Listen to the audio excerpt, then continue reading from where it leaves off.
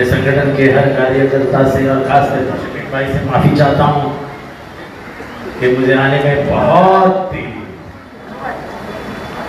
तो तय दिल से मैं शफीक भाई का जो प्रोग्राम लगाने में बड़ी मेहनत करते हैं और सभी कार्यकर्ताओं से अपना सर झुका के माफी चाहता हूँ कि मुझे आने में थोड़ी नहीं बहुत देरी।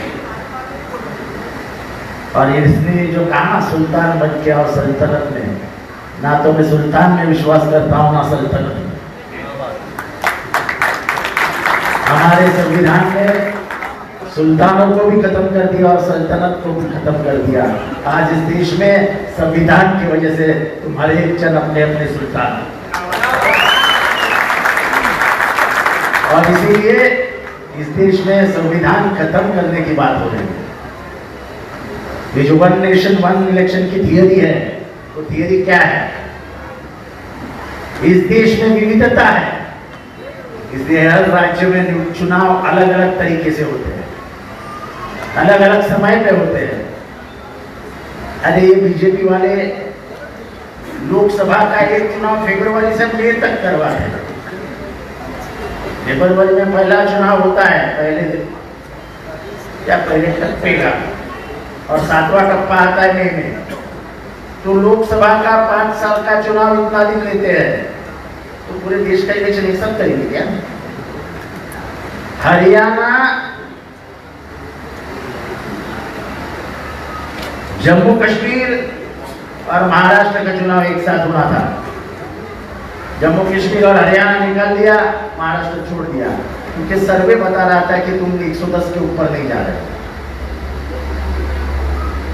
मुझे फक्र है कि मैं ऐसे राज्य से आता हूं जिस राज्य में शाहूपुरे अम्बेडकर का जन्म हुआ और उनकी विचारधारा। ये विचारधारा वो विचारधारा है जिन्होंने बाबा साहब अम्बेडकर को संविधान बनाने में मदद की। उनकी विचारधारा पे ही संविधान बना। और मैं संविधान अपने तमाम कार्यकर्ताओं को बताना चाहता हूं कि ये लड़ाई हमारी विचारधारा की है।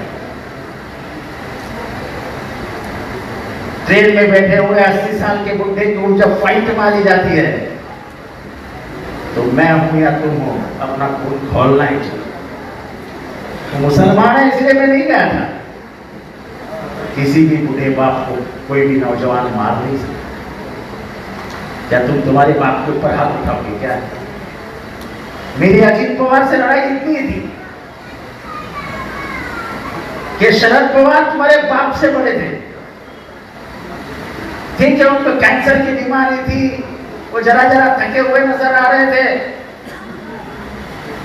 लेकिन दिमाग को काम कर रहा था उनका। तो अब तो आपने क्या क्या नहीं बोला उनको? बोले जाओ ना, घर बैठ जाओ ना, हो गई ना तुम्हारी उम्र। मैं आप लोगों से पूछना चाहता हूं कि क्या आपका बाप अगर बुढ़ा हो गया तो उसको घर से निकालोगे? कितने लोग यहाँ से घर निकालने वाले, घर से निकालने वाले? कोई आदमी अपने अब्बा को घर से निकालता है क्या? ये पूरे भाषण में बोलता है कार्यकर्ताओं के सामने क्या उनकी उम्र हो गई है, इन्होंने रिटायर होना चाहिए। ये कौन होता है भाई? कौन होता है साहब को रिटायर करने वाला? हम भी तो है उनके साथ। तेरा उनका खून का रिश्ता है और उनका हमारा विचारों का रिश्ता है।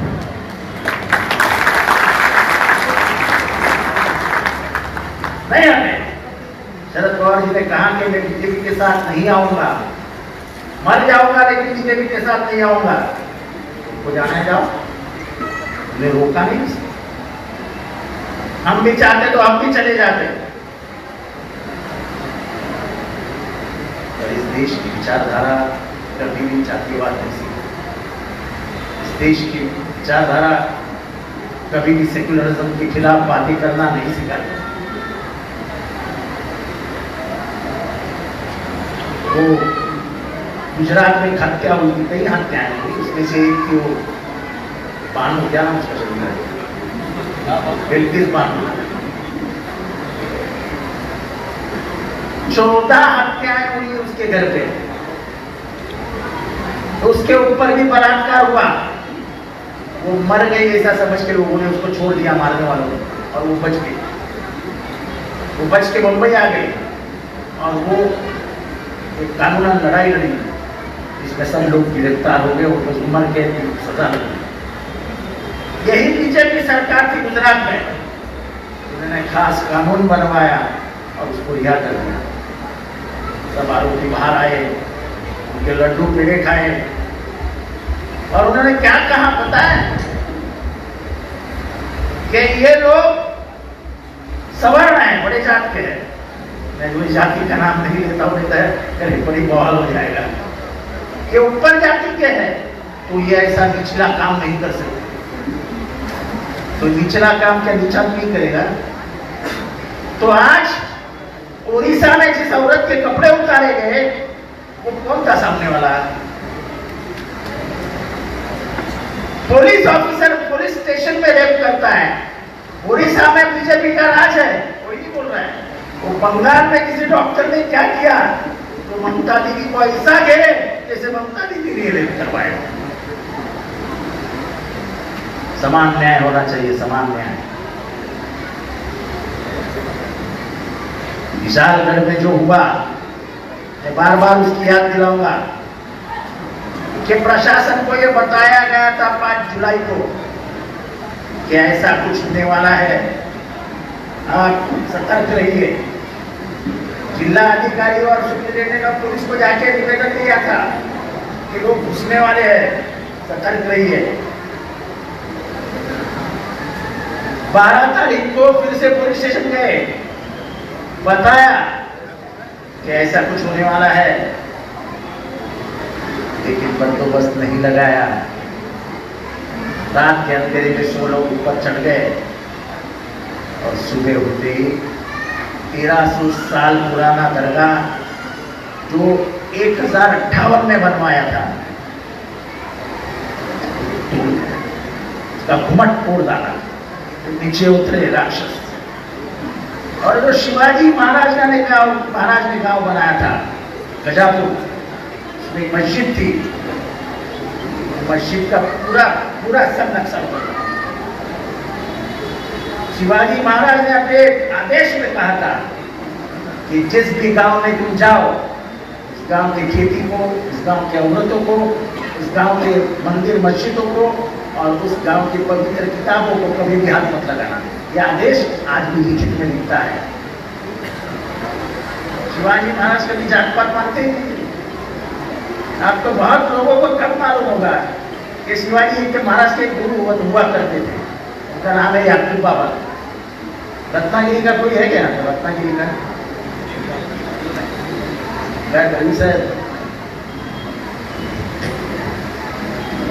तो शिवाजी महाराज उनको बहुत मानते थे।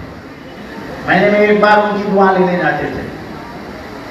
शिवाजी महाराज ने उनके नाम पे 722 एकड़ जमीन इनाम करके रखी है। आज भी वो इनाम का पेपर आपको उस गांव में मिलता है। ये थे शिवाजी महाराज। जब वो औरंगजेब के दरबार में गए तो किसको लेके गए? एक मुसलमान मदारी मेहतर। ये भारत महाराष्ट्र का इतिहास है। हमारी ज्योतिबा फुले की बीबी जिसने पहली बार औरतों के लिए स्कूल खोली, सावित्रीबाई, उसके साथ कौन खड़ी थी? फातिमा भी। दोनों को पत्थर मारे गए, दोनों को गोबर मारा गया, दोनों पीछे नहीं हटी। आज जितनी भी औरतें हमें पीढ़ी लिखी दिखती है ना, वो सब सावित्रीबाई फुले और फातिमा भी की देन है। ये विचारधारा छोड़ ही नहीं सकते।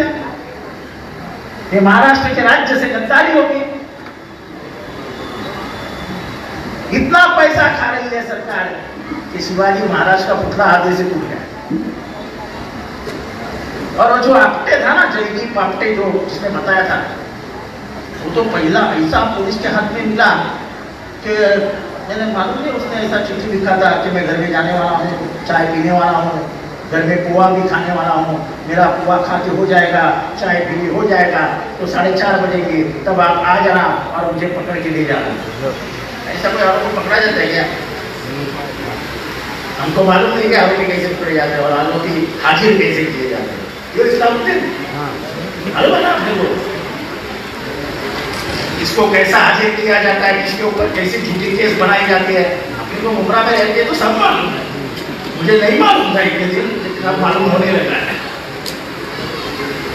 तो बात हक की है। रेलवे में किसी बूढ़े आदमी को मारना ये क्या मर्द की बात थी? वो मुसलमान था इसलिए मैं पुलिस स्टेशन नहीं गया, लेकिन मेरी बात को कोई ऐसा मानता तो क्या मैं चुप बैठा। पर मुझे खुशी इस बात की है कि मैं वहां पहुंचा, केसेस बढ़वाई, आज चारों आरोपी अरेस्ट हो गए।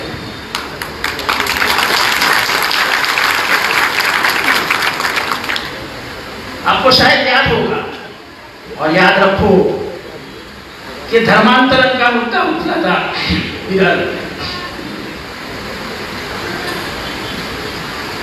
तो पुलिस कहते थे कि 400 लोगों का धर्मांतरण हो गया और यहां से कुछ नौजवान काम करते हैं। यूपी की पुलिस आ चुकी थी, कुछ नाम उन्होंने निकाले थे, 56 नाम थे, 56 नेम्स। मैंने सोचा घर में बैठ के अगर ये 56 लोग अरेस्ट हो गए तो इनकी तो जिंदगी तबाह हो जाए। किसी को इलाहाबाद कोर्ट में रखते, किसी को लखनऊ कोर्ट में रखते, किसी को जौनपुर कोर्ट में रखते, किसी को गोरखपुर कोर्ट में रखते, किसी को सिद्धार्थनगर कोर्ट में रखते। क्या करते बेचारे को? तो मैं एक दिन मुझसे पुलिस स्टेशन में पहुंचा और मैंने पूछा कि भाई इंस्पेक्टर साहब, मुझे एक नाम बताओ जो धर्मांतरित हुआ है, और एक नाम बताओ जो उस आदमी की और इस आदमी की बात हुई है।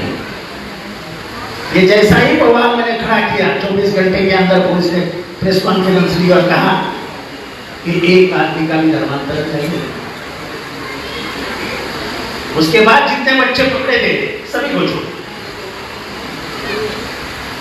लेकिन आपको क्या देखना है, संगठन को क्या देखना है? आपको मालूम है राज्य सरकार की ताकत क्या होती है? आज आसाम में एनआरसी लग गया है, किसी को मालूम है? यहाँ पे कि आसाम में एनआरसी लग गया है। आसाम में सबसे बड़ा डिटेंशन कैंप है, इसको मालूम है? आसाम का मुख्यमंत्री हिमंता शर्मा बिस्वास ये सबसे बड़ा जातिवादी धर्मांध नेता है। फैनेटिक है, फैनेटिक, पागल है। आसाम का इतना करप्शन देश में कहीं नहीं हो रहा है। हर एक गाड़ी जो अंदर जाती है 3000 रुपया देना पड़ता है। मनोहर भाई 3000 रुपया गाड़ी अंदर जाएगी, 3000 बाकी टैक्स फिक्स करो। ये टैक्स को कहते हैं आसाम टैक्स। तो आसाम में आना है ना, बोलो 3000 रुपया गाड़ी अंदर लेगी। इतना भ्रष्टाचार बन, लेकिन वो करता क्या है? दिन भर मुसलमानों को गाली देने के सिवा वो कुछ नहीं।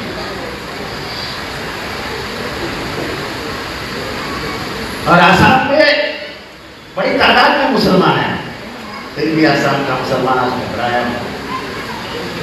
क्या मालूम कब रात को घर में आ जाएंगे और उठा के जेल में डाल देंगे एनआरसी के नाम पे। तो राज्य सरकार की ताकत कम मत समझो। सीएए और एनआरसी में सबसे बड़ा अगर खेल कोई कर सकता है तो राज्य शासन ही करेगा, और इसलिए इस राज्य शासन को फिर से नहीं लाना है। और ये काम ताकत से अगर कोई कर सकता है तो सिर्फ हमारा संगठन कर सकता है, क्योंकि संगठन के ही जान पे हम चुनाव लड़ते हैं। आवाम वोट डालेगी, लेकिन आवाम के पास पहुंचेगा कौन? तो आवाम के पास जितेंद्र आवाड़, शमीम भाई, चानू पठान, हमारे भाई साहब सिराज डुमरे, ये सबका चेहरा लेके पहुंचेगा कौन? आप लोग पहुंचेंगे। सभी नगर सेवक, यानी हीरा भाई है, हमारे यूनुस भाई है, हमारे रियाज भाई है,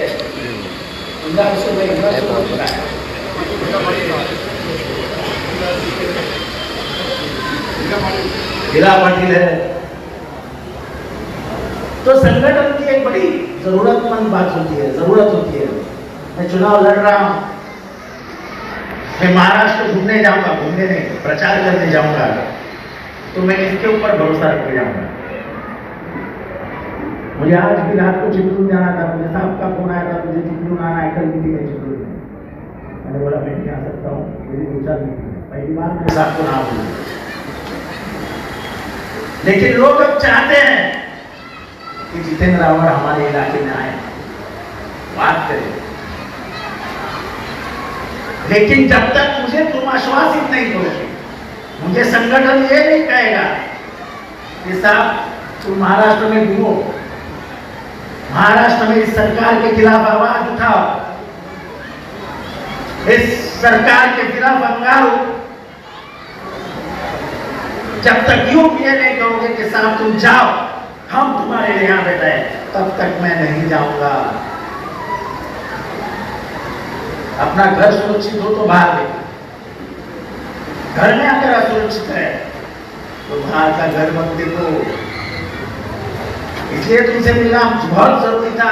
मेरे से गलती हो गई कि मैं दिल्ली से आया, मैंने आना चाहिए था, लेकिन अभी कुछ मीटिंगें थी तो उसमें देरी लग गई। अब जो उम्मीदवार होता है ना, उसको 10 लोगों को भी नाराज करना बहुत मुश्किल हो जाता है। कोई मीटिंग में बुला लिया तो नाम ही नहीं बोल सकता है, डर जाता है कि सारा बोलते कि मोदी करने लगा है। तो तुम समझ सकते हो, हमारा तो फुटबॉल हो जाता है। मुझे मालूम है कि शमीम भाई के दिमाग में गुस्सा ऐसे पंपिंग हो रहा है, और मैं क्या करूं? मैं तो फुटबॉल हूं,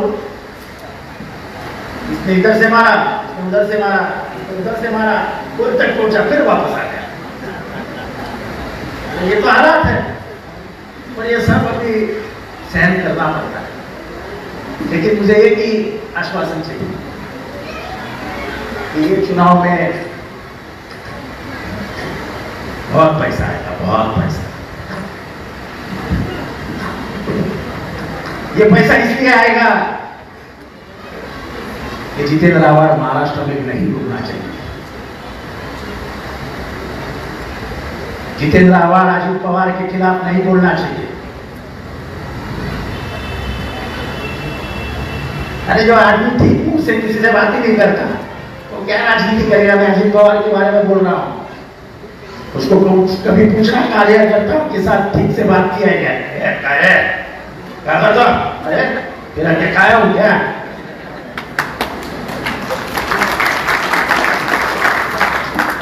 तेरा कुछ खाया होता, तेरे से पैसे लिए होता तो बोल। और तेरे जान पे राजनीति नहीं कर रहे हैं, हम तो शरद पवार के जान पे राजनीति कर रहे हैं, और आज भी फख्र से बता रहे हैं कि हम शरद पवार की जान पे राजनीति करते हैं और वहां से मोहब्बत भी करते हैं। तुम तो हमको ऐसा इस्तेमाल करते थे जैसे तुम्हारे घर के बर्तन मांगने वाले हैं, हमको नहीं पसंद। मैं जितना भी साल उनके साथ रहा, मेरी अजित पवार से कभी नहीं चली। और क्या करते आप शरद पवार, उनको बोलो तो शरद पवार नाराज हो जाएंगे, ये डर था, इसलिए बोला नहीं करते थे। जिस दिन समझ में आया कि साला इसने अपने बाप के खिलाफ बोल दिया, तो मैंने मेरा मुंह ही खोल दिया और ऐसा बोला कि जितने कपड़े थे सब निकाला।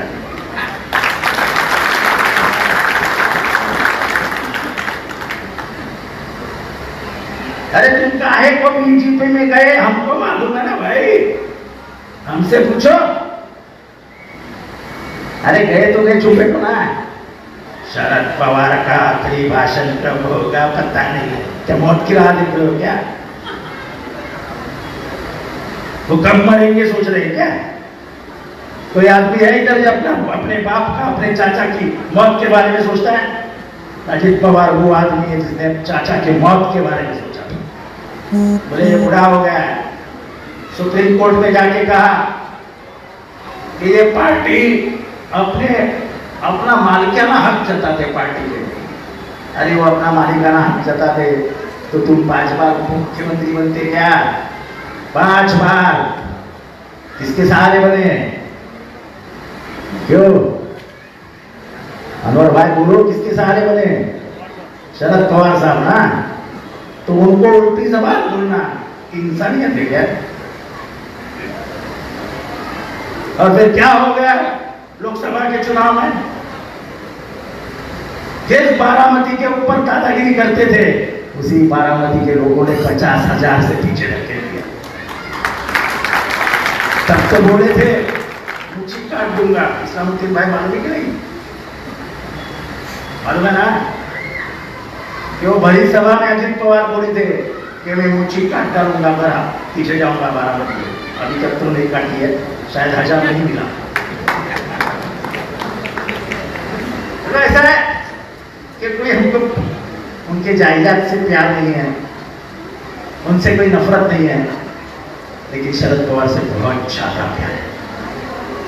हमारा बाप है वो। एक वाहिद आदमी था जिसने बाबरी मस्जिद टूटने के बाद पहली बार कहा था कि बाबरी मस्जिद वही बननी चाहिए जहां पे वो शहीद हुई है। ये है शरद पवार। वो दिखाते नहीं है, वो करके बताते हैं। लोग उनको जाना जाने क्या क्या समझते हैं, लेकिन इतना सेक्युलर आदमी मेरे जिंदगी में मैंने कहीं नहीं देखा। हर जाति का, हर धर्म का सम्मान करना चाहते हैं। परसों मैं उनके पास गया था, उतने में भोली समाज के आपके कुछ लोग आए थे वहां पे। कुछ सैयदना का परसों कुछ उनको गुजर के कुछ साल हो गए, तो आपने कुछ रखा था, तो लोग उसका सब खाना स्वीट्स लेके साहब को मिलने आए थे। सैयदना साहब की और साहब की बहुत अच्छी दोस्ती थी। साहब जब वर्षा में रहते थे तो बराबर पीछे बाजू में सैयदना का मकान था, तो घर में आना जाना खाना ये बहुत बार होता था सैयदना साहब का।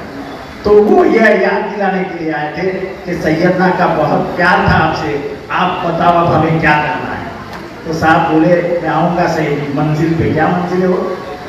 सैफी मैन, और मैं आपको बताऊंगा क्या करना है। जल्दबाजी में नहीं है, अपन आराम से बैठ के बात करेंगे। और मुझे फक्र है कि उनको साहब ने बताया कि आऊँगा तो मैं, और यही आऊँगा कि ये अब मेरा माइनॉरिटीज में ये हमारा वारिस है। अब माइनॉरिटीज के आगे की बातें नहीं करेगा। पूछना आपके 2 नाम देता हूं मैं आपके, वो 2 लोगों से सामने क्या हम जाने वाले हैं सही मंजिल में। ये यूटीटी प्रोजेक्ट है ना आपका, इसकी यूटी, वो बोल रहे थे साहब को, उन्होंने बोला कि जितने जितेंद्र आवाड ने मदद हमको की उतनी मदद आज तक हमको। इस सरकार ने तो इस ड्यूटी बंद कर डाली, बाद में ऊपर से टपली आई तो थोड़े से सुधर गए। तो मेरे नौजवान दोस्तों, मेरे बुजुर्ग साथियों, आपको इस बार घर घर जाना है, आपको जितेंद्र आवाड बनना है। शमीम खान है, शानू पठान है, हमारे सब लोग हैं, भाई साहब है, सिराज डोंगरे, रेहान भाई, इमरान भाई, सब भाई, दादा साहब, बबलू शिवराज, शोएब खान, गणेश मुंडे और जावेद मेडिकल और सैयद, ये जफर सैयद, मैशर शेख, शाकिर दाते, राजीव कुबेरे, ये सब जितेंद्र आवाड बन के जाएगा। नहीं, इधर बैठे हुए सब। और रिजवान भाई क्या बोलेंगे? रिजवान भाई को जरा मैं थोड़ा बाद में काना खुशी करने वाला हूँ, तो समझ जाएंगे कि क्या बोलने वाला। देखो दोस्ती निभा रिजवान भाई ने, लेकिन कहाँ निभानी की है उसकी भी जगह बनी है। दोस्ती तो सब निभाते हैं, लेकिन दिखते नहीं है। आपके दिल में कुछ नहीं है, लेकिन आप दिख गए ना दोस्ती निभाते हुए, तो ये जरा संभाल के। तो भाई और बहनों, के 3 महीने मेरे ख्याल से 27 तारीख को इलेक्शन कमीशन ऑफ इंडिया की मीटिंग है मुंबई में। 7 तारीख को आचार संहिता लग जाएगी और 15 से लेकर 20 नवंबर तक चुनाव हो जाएगा। हमको इतना ही देखना है, सिर्फ महाराष्ट्र की मुमरा कलवा की बात मत सोचो, जहां जहां आपके रिश्तेदार हैं, जहां जहां आपके दोस्त यार हैं, सभी को बोलो सेक्युलर लोगों के लिए वोट डालो और महाराष्ट्र विकास आघाड़ी का मुख्यमंत्री बनना चाहिए। ये काम मेरे लिए तो मेहनत करो ही, लेकिन मेहनत उन सब लोगों को करो जो 288 में हम 180 तक पहुंच जाए, ताकि हमारी ताकतवर सरकार वहां पे बैठे। और फिर कोई नहीं हिम्मत करेगा ये बोलने की कि मस्जिद में घुस के बीमार होगा, कोई हिम्मत नहीं करेगा।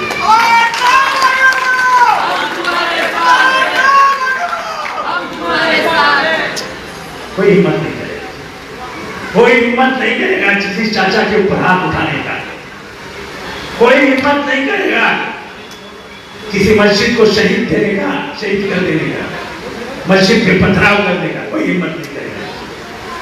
हम वही काम करेंगे कि किसी ने मंदिर पे पथराव किया तो उसको भी वही कानून, और किसी ने मस्जिद पे पथराव किया तो उसको भी वही कानून। कानून में फर्क नहीं होना चाहिए। डॉक्टर बाबा साहब अम्बेडकर ने कहा, और हम डॉक्टर बाबा साहब अम्बेडकर को मानने वाले थे। तो बहुत देरी हो चुकी है, उसको भी उनकी लगी है, वो जो भूख रही हो, रुबीना को बहुत भूख लगी है, मेरे को भी भूख लगी है। रुबीना सर्टिफिकेट लेना है क्या? बैठो बैठो। तो मैं फिर से एक बार आपसे माफी चाहता हूँ, बहुत लंबी बात करनी थी, बहुत कुछ आपके सामने बोलना था, देश में क्या चालू है, लेकिन मुझे मालूम है आप भी अंदर से जरा नाराज होंगे। आवड़ साहब हमेशा देरी से आती है, लेकिन मेरी गलती है, मेरे साथ साथ कुछ और लोगों की भी गलती है, उनकी नाम नहीं लूंगा, तो मेरी मुझे माफ कर दो। मैं हाथ जोड़ के शमीम भाई और आप सबकी माफी चाहता हूँ। खुदा हाफिज़।